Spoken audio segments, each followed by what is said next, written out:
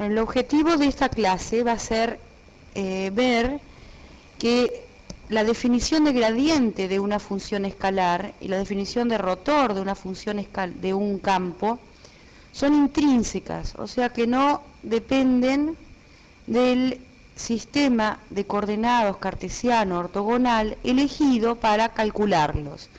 Nosotros lo hemos definido en función de sus coordenadas o componentes teniendo un sistema de referencial. Vamos a ver que la definición es la misma, o que no cambian, cuando se cambia el sistema referencial. Tomemos una función f, definida en un abierto a valores reales, de clase C1. El gradiente de f habíamos visto y se denota como grad f o nabla f, el nabla va pegado al f, es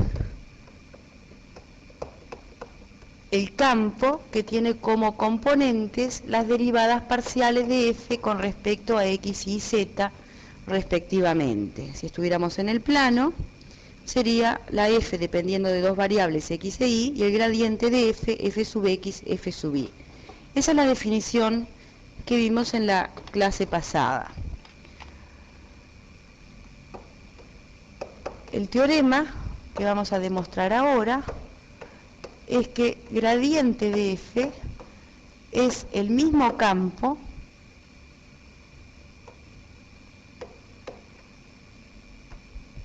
aunque se calcule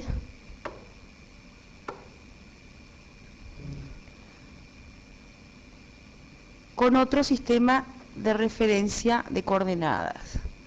En vez de con sería en otro,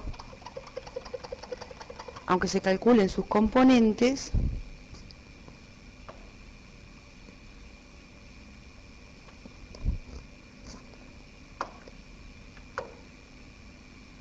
en otro sistema de coordenadas ortogonal cartesiano,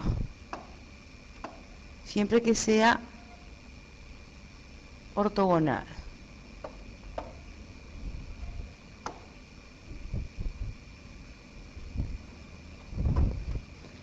O sea que el gradiente de f es intrínseco a la función, no depende del sistema usado para calcularlo.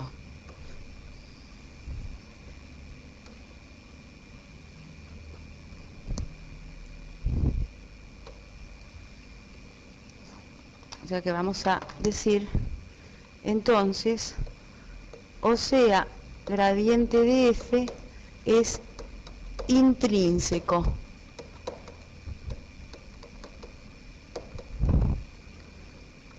Y para demostrar ese teorema vamos entonces a tomar dos sistemas de referencia. Un mismo punto P adquiere en el sistema 1 coordenadas x y z, y en el sistema 2 el mismo punto P. Este símbolo de igual en realidad no es correcto, significa que le corresponden coordenadas x barra y barra z barra. La función f entonces cumple que el valor referido a las coordenadas x y z es igual al valor que toma con una nueva expresión analítica referida a las coordenadas x barra y barra z barra. En la misma función, toma los mismos valores en el mismo punto, solo que está referido en coordenadas distintas el punto. Y tenemos el cambio de coordenadas de la siguiente manera. Las coordenadas nuevas, x barra y barra z barra, son las coordenadas viejas multiplicadas por una matriz, que es la matriz de cambio de base, que es invertible, y como estamos tomando bases ortonormales, se cumple que m traspuesta es la inversa de m. o sea, m traspuesta por m es la identidad y m por m traspuesta también. Más una traslación que se refiere al nuevo centro de coordenadas, que no tiene por qué ser el 0, 0, 0.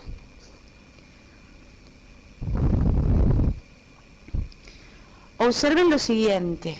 Esta fórmula de cambio de coordenadas significa que la x barra, la y barra y la z barra son funciones de x y z.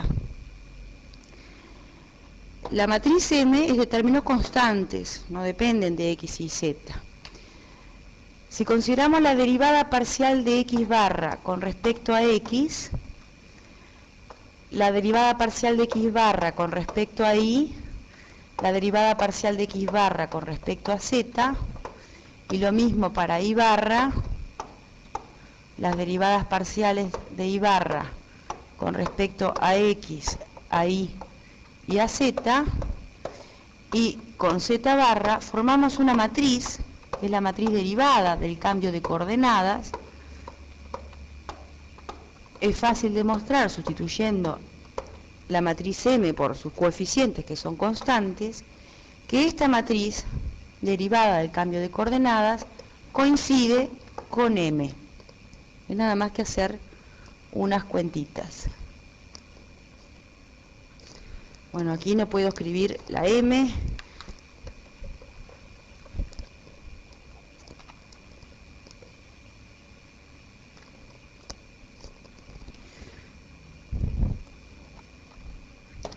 Bueno, por otro lado tenemos f de x y z igual a f barra de x barra y barra z barra.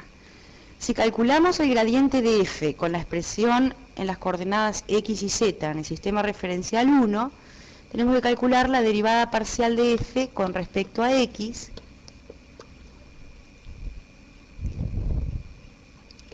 y como la f coincide con la f barra, los valores, esto es la derivada parcial con respecto a x de f barra de x barra, que a su vez depende de x y z a través del cambio de coordenadas, y barra, que dependen de x y z barra, que depende de x y z.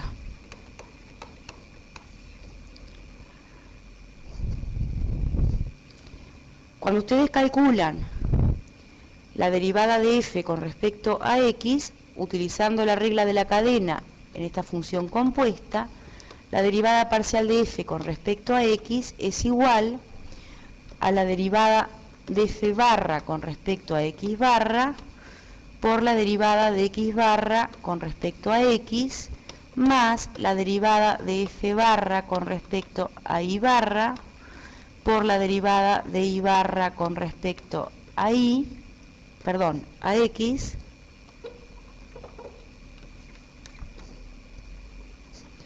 más la derivada de f barra con respecto a z barra por la derivada de z barra con respecto a x.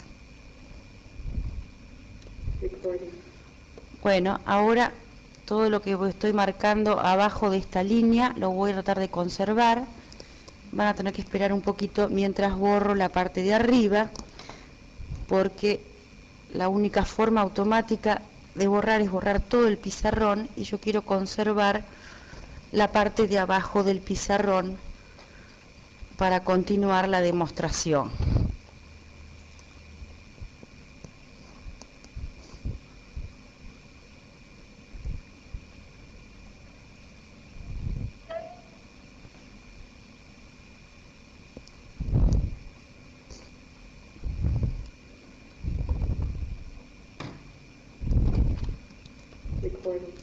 Haciendo lo mismo que lo que hicimos para obtener la fórmula 1 que está aquí abajo, obtenemos la fórmula 2,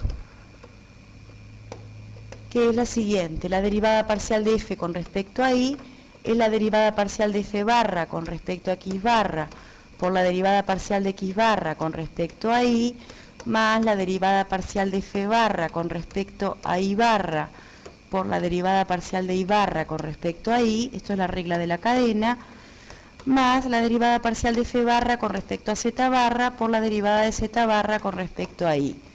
Y análogamente se obtiene una tercera fórmula 3 que escribe la derivada parcial de f con respecto a z en función de las derivadas de f barra con respecto a x barra y barra z barra y de las derivadas de x barra y barra z barra con respecto a z. En definitiva, 1, 2 y 3 se puede escribir en forma matricial de la siguiente manera.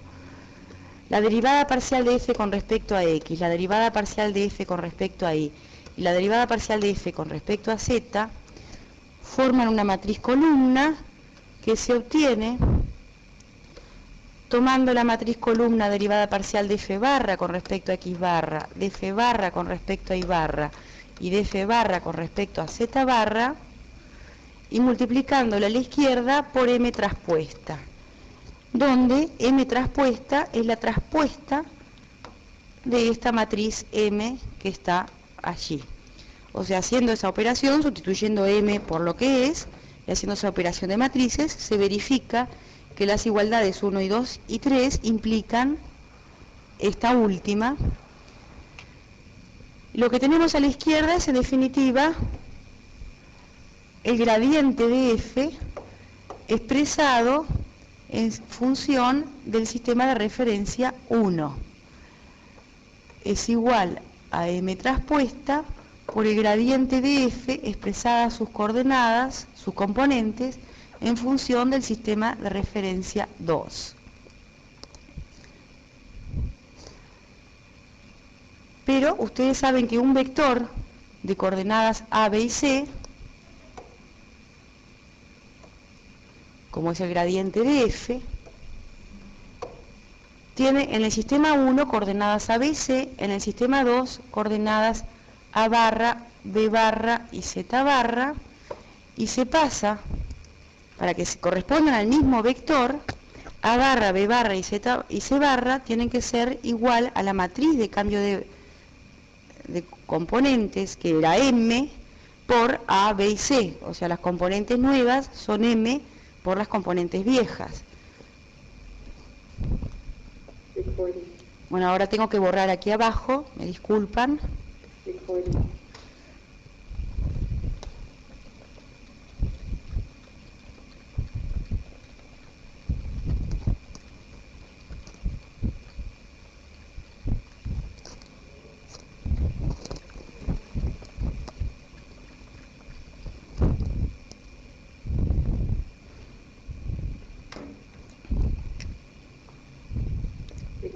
Tenemos entonces el vector a, b y c que corresponde al gradiente de f calculado con el sistema de referencia 1 y el vector a barra, b barra, c barra que corresponde al gradiente de f calculado con el sistema de referencia 2. Lo que basta demostrar es que corresponden al mismo vector.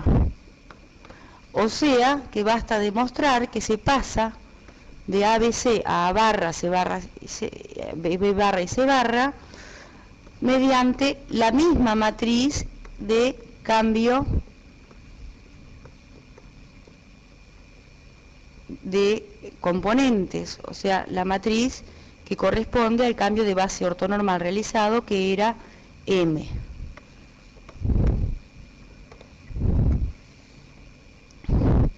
Si se corresponden con la misma matriz de cambio de componentes, M, que da las componentes nuevas en función de las viejas, aquí no hay traslación porque son vectores, no son puntos. Entonces corresponden al mismo vector en el espacio. Y efectivamente tenemos que ABC es igual a M traspuesta por A barra, B barra y C barra, que es lo que se deduce de la fórmula 4 que está aquí arriba.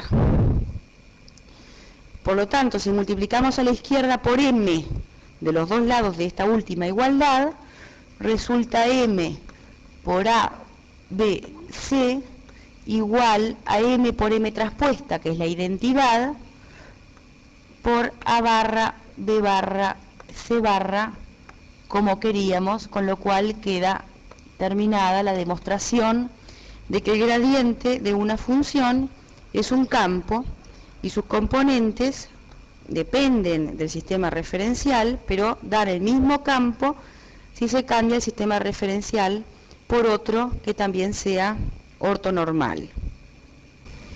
Vamos a ver ahora que el rotor también es intrínseco, o sea que el rotor de X de un campo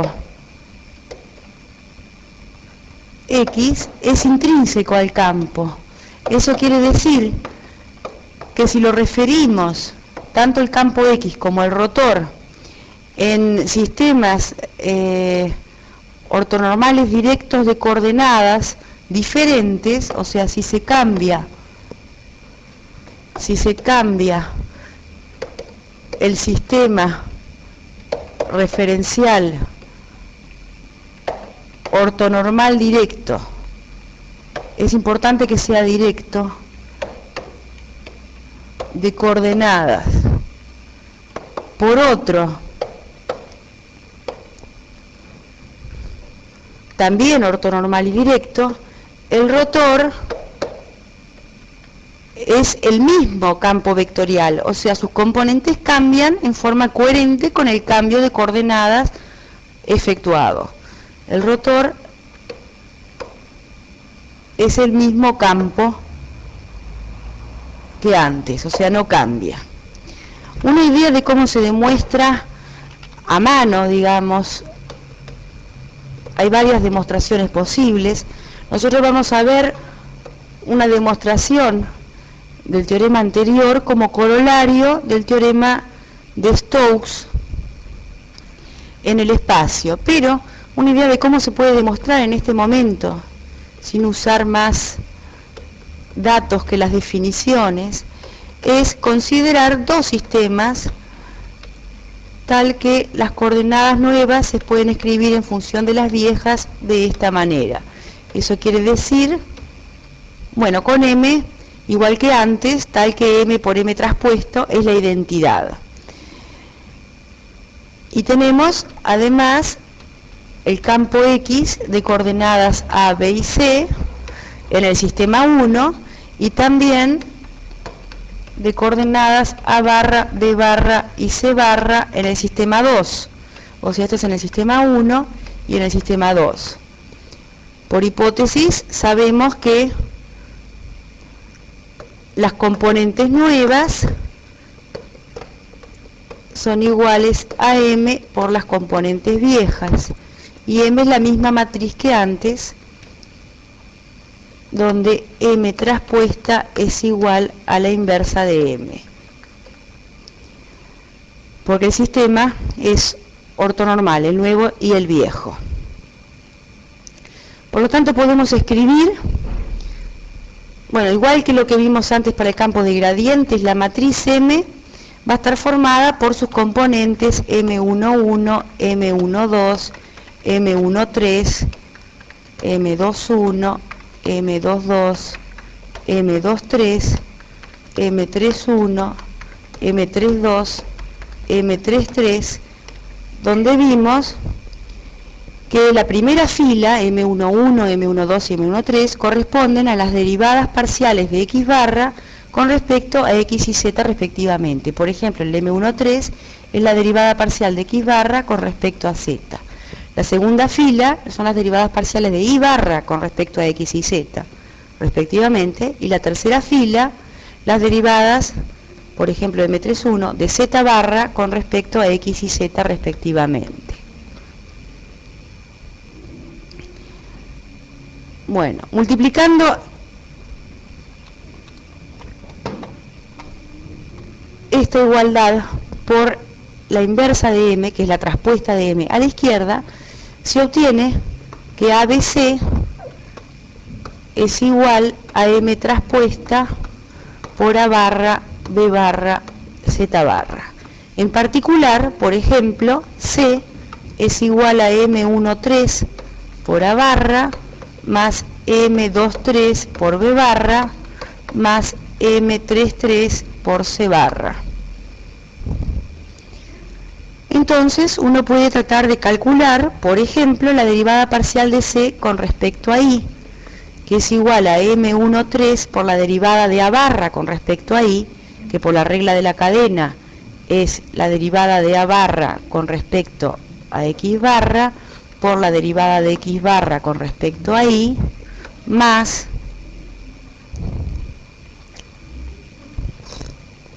la derivada de A barra con respecto a I barra, por la derivada de I barra con respecto a I, más la derivada de A barra con respecto a Z barra, por la derivada de Z barra con respecto a I, y luego sigue con M23 por la derivada de B barra con respecto a I, que se calcula por la regla de la cadena de forma análoga, y finalmente M33 por la derivada de C barra con respecto a I, que se calcula por la regla de la cadena también en forma análoga. Acá sustituimos la derivada de X barra con respecto a I, la de I barra con respecto a I, la de Z barra con respecto a I, por lo que son en términos de la matriz M. La derivada de X barra con respecto a I es M12, la de I barra con respecto a I es M22 y la de Z barra con respecto a I es M32. Así que en definitiva va a quedar una expresión C sub I igual a una cantidad de sumando donde aparecen los términos de la matriz M y las derivadas parciales de A barra, B barra y C barra con respecto a X barra, Y barra y Z barra. Hacemos lo mismo para, eso lo hacemos para C sub I, para B sub Z, calculamos la diferencia, hacemos lo mismo para A sub Z y C sub X, y finalmente para B sub X y A sub I.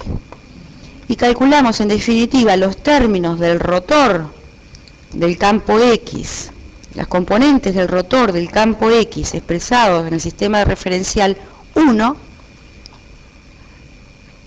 en función de la matriz de cambio de base y de las derivadas parciales de A barra, B barra y C barra con respecto a X barra, Y barra, Z barra. Entonces, una vez que está calculado esto, hay que verificar, sustituir y verificar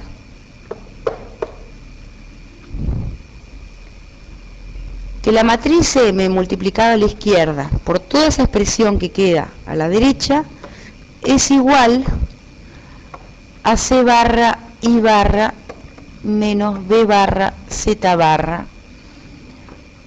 A barra, Z barra menos C barra, X barra, B barra, X barra menos A barra, Y barra. O sea, en definitiva,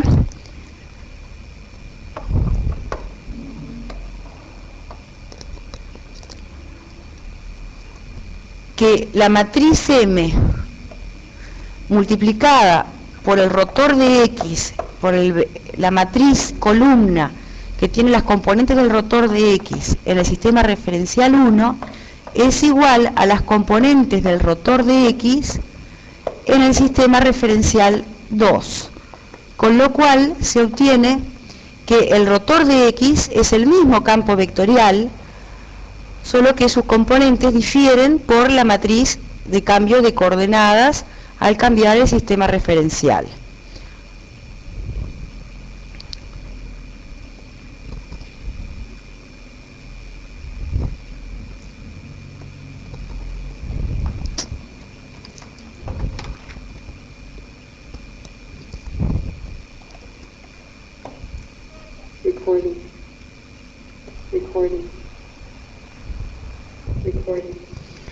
Bueno, como consecuencias de lo visto recién en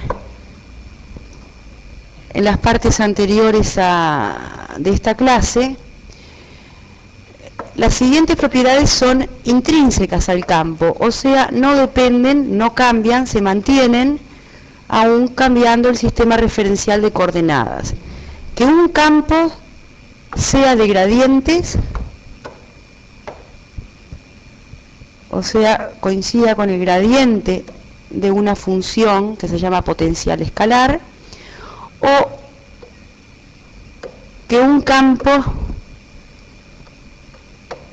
sea irrotacional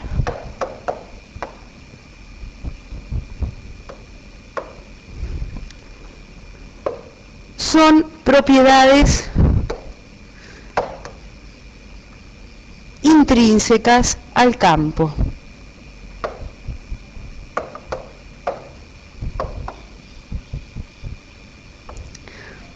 Eso quiere decir, lo repito, se mantienen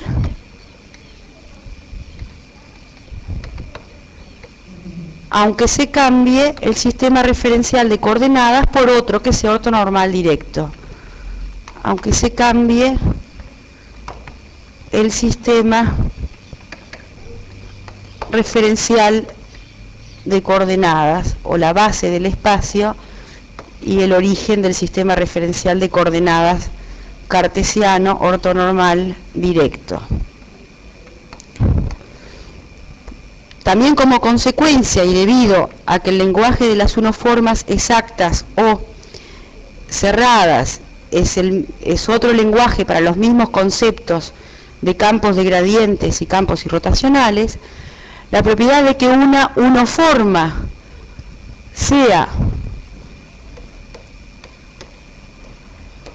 exacta, que es lo mismo que decir que el campo asociado sea de gradiente, en omega, acá sería en omega,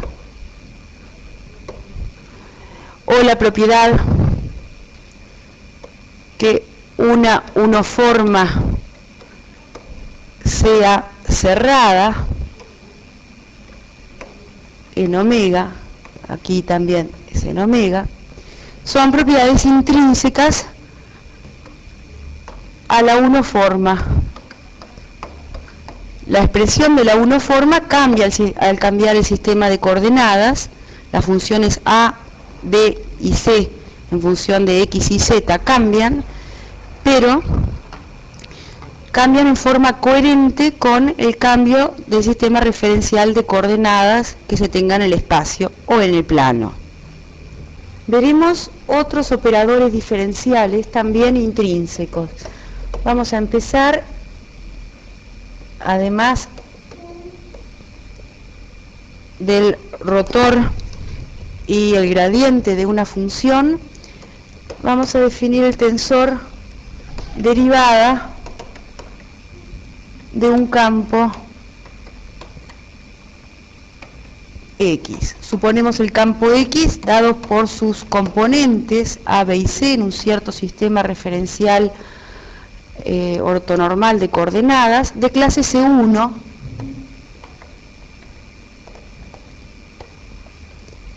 definido en un cierto abierto omega del espacio. En el caso del plano es lo mismo. El tensor derivada es la transformación lineal, que escribo con L cursiva, que depende de X, Y, Z en omega, con matriz asociada en el sistema referencial dado, L igual a la derivada parcial de A con respecto a X, Y y Z en la primera fila, las de B con respecto a X, Y y Z en la tercera fila, y las de C con respecto a X, Y y Z en la tercera fila. Todos los términos de la matriz son funciones de X y Z, por lo tanto la transformación lineal es función del punto. La notación que vamos a usar es nabla X, sin poner ningún símbolo en el medio. Eso se refiere al tensor derivada. Entonces, como de costumbre, hay que demostrar que está bien definido, o sea que no depende del sistema referencial de coordenadas elegido, que es intrínseco al campo X. Para lo cual, una idea de cómo demostrarlo es la misma idea que hemos usado para demostrar que el gradiente de una función y el rotor de un campo son intrínsecos. Tomamos dos sistemas referenciales, el campo va a tener componentes A barra, B barra y C barra en el sistema nuevo, que son funciones de A, B y C, las componentes del campo en el sistema viejo, a través de una matriz de cambio de componentes que es ortonormal, porque el nuevo sistema, que cumple que m traspuesta es igual a m a la menos 1, porque los dos sistemas son ortonormales. Y las coordenadas de los puntos,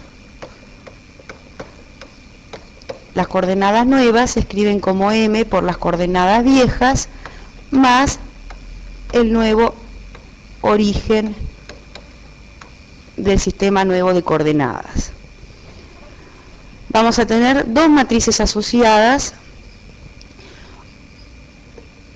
o dos matrices, una calculada en el sistema nuevo, que consiste en las derivadas parciales de A con respecto a X barra, de A barra con respecto a X barra y Z barra, otras fila las derivadas parciales de B barra con respecto a X barra y Z barra, y la tercera fila las derivadas parciales de C barra con respecto a X barra y Z barra. Y lo que tenemos que demostrar es que corresponden en bases distintas a la misma transformación lineal. O sea, en definitiva, lo que se comprueba haciendo cuentas, sustituyendo, haciendo cuentas que son bastante largas y tediosas, es que m traspuesta por L por m es igual a la matriz L barra. Y como m traspuesta es igual a m a la menos 1, entonces eso significa que L barra y L son matrices semejantes que corresponden, por lo tanto, a la misma transformación lineal, pero en bases diferentes. Por lo tanto, la transformación lineal tensor derivada del campo es la misma. Tiene asociadas matrices distintas cuando se cambia la base o el sistema referencial de coordenadas. Una consecuencia de la idea de demostración, porque no he hecho todas las cuentas, es que la traza de L es igual a la traza de L barra. O sea, la derivada parcial de A con respecto a X más la de B con respecto a Y más la de C con respecto a Z da lo mismo que la derivada parcial de A barra con respecto a X barra más la de B barra con respecto a Y barra más la de C barra con respecto a Z barra en puntos, en el mismo punto. O sea, X y Z son las coordenadas de un punto en el sistema 1 y X barra, Y barra, Z barra son las coordenadas del mismo punto en el sistema 2, o sea, X barra, Y barra, Z barra no coinciden con X y Z, pero el punto al que se refieren es el mismo.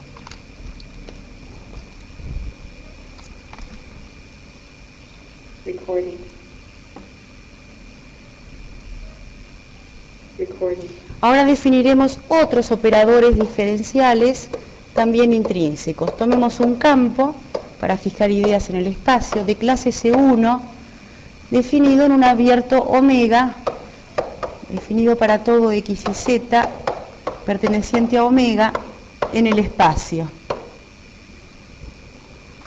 Por definición, llamaremos divergencia de X, y se usa la notación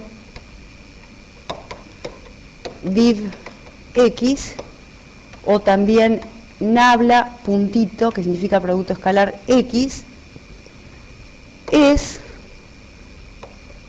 nabla puntito X igual a la derivada parcial de A con respecto a X más la derivada parcial de B con respecto a Y más la derivada parcial de C con respecto a Z. Es una función escalar de punto.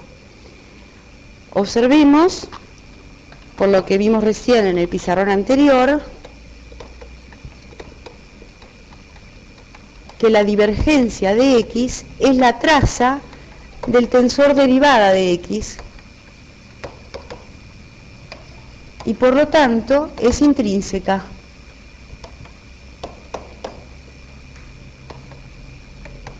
O sea, no cambia cuando se cambia el sistema referencial de coordenadas. Es intrínseca al campo.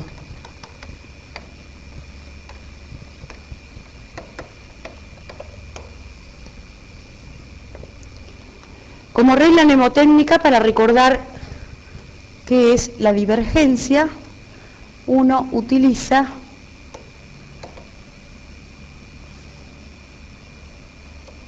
acá va una M y acá va una N.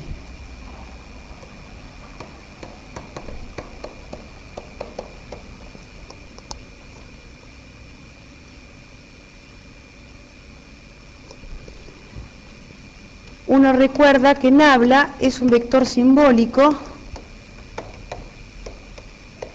escrito como las derivadas parciales de nada, es un símbolo, con respecto a x y z respectivamente. Si el vector a, x, es el vector de componentes a, b y c, al hacer el producto escalar se tiene la expresión que da la definición de divergencia. Ahora vamos a ver otro operador que se aplica a funciones escalares. El operador anterior, el divergencia, es un operador que se aplica a un campo y da como resultado una función escalar. Ahora vamos a ver un operador que se aplica a una función real, escalar, de clase C2, es un operador de segundo orden, implica derivadas segundas, para todo x y z de un cierto omega contenido en R3. Se llama, por definición, laplaciano de f,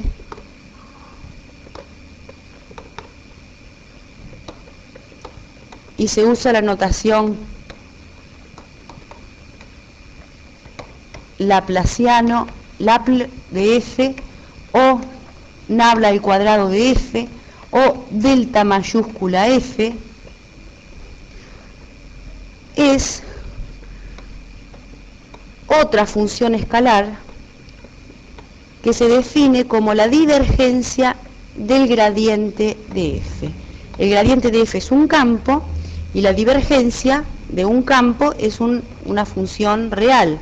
O sea que el laplaciano vuelve a ser una función real. O sea, nabla escalar, nabla f, o sea, divergencia del campo f sub x, f sub y, f sub z, que es el gradiente de f, y esto es la derivada parcial de f con respecto a x dos veces, más la derivada parcial de f con respecto a y dos veces, más la derivada parcial de f con respecto a z dos veces. Como consecuencia de la definición, el laplaciano es intrínseco a la función f, no depende del sistema de referencial de coordenadas x y z utilizado para calcularlo, porque está definido en función del gradiente y de la divergencia. Y ya vimos que el gradiente de una función es un campo intrínseco y la divergencia de un campo es una función intrínseca. O sea, el gradiente y la divergencia no cambian cuando se cambia el sistema referencial de coordenadas.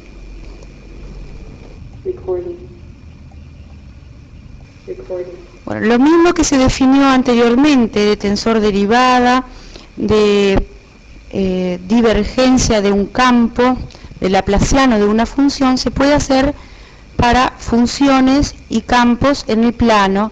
Solo hay que tener en cuenta que las componentes del campo son solamente a y b y las coordenadas de los puntos son solamente x e y.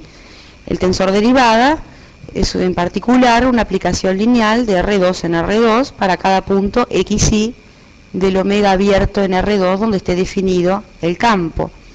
El laplaciano es una nueva función escalar que depende de x y de y. La divergencia es una función escalar que depende de x y de y. Bueno, vamos a ver un resumen.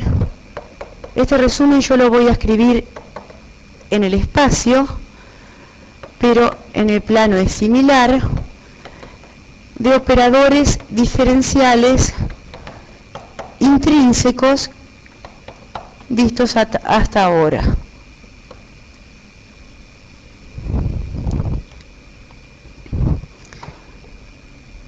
Por un lado, tenemos dada f una función de clase C1 definida en un abierto omega de R2 y que toma valores de R3, perdón, y que toma valores reales.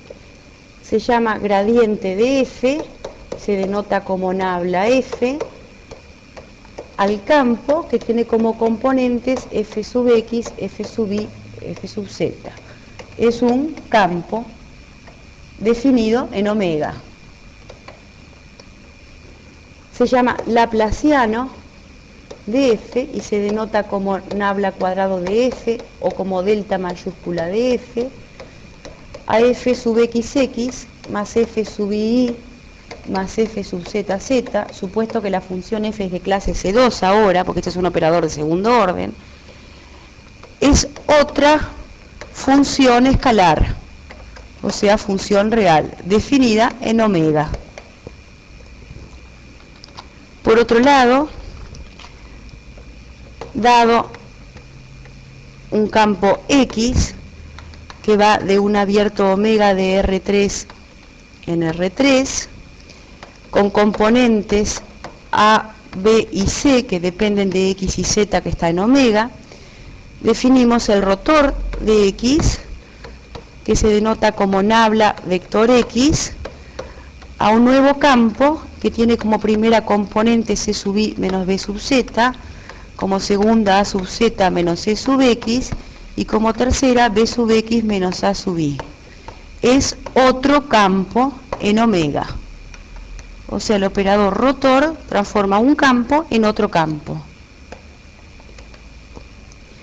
Definimos divergencia de X, y lo denotábamos como nabla escalar X, a la función escalar que se obtiene haciendo la derivada parcial de A con respecto a X, más la de B con respecto a Y, más la de C con respecto a Z, es una función real. O sea, partimos de un campo y llegamos a una función real. Y definimos el tensor derivada del campo como la transformación lineal, se denotaba como nabla X, la transformación lineal que corresponde a la matriz que tiene como primera fila las derivadas parciales de A con respecto a X y Z respectivamente, como segunda fila las de B con respecto a X y Z, y como tercera fila las de C con respecto a X y Z. Es una transformación lineal que depende de X y Z, los términos de la matriz dependen de X y Z. Esa es la matriz asociada en el sistema de referencia dado. Vimos que todos estos operadores diferenciales son intrínsecos, o sea que cambian coherentemente, se mantienen, cuando se cambia el sistema referencial de coordenadas.